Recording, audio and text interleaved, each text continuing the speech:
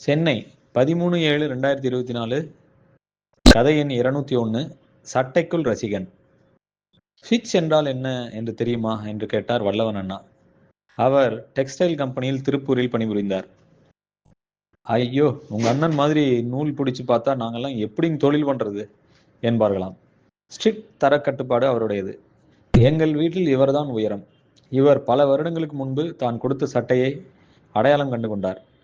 Fat wash finish என்று அதை தடவி கொடுத்தார்.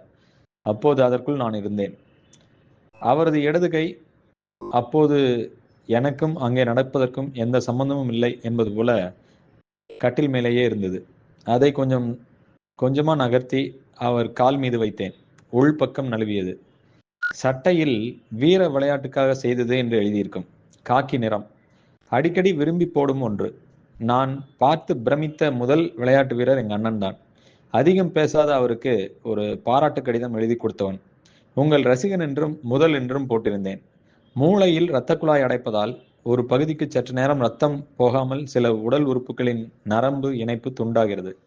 சுவிட்ச் என்றால் மின்சார உபகரணமா என்றேன்.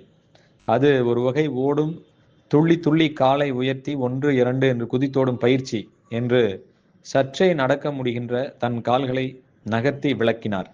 வல்லவனுக்கு என்றுமே நான் ரசிகன்தான்.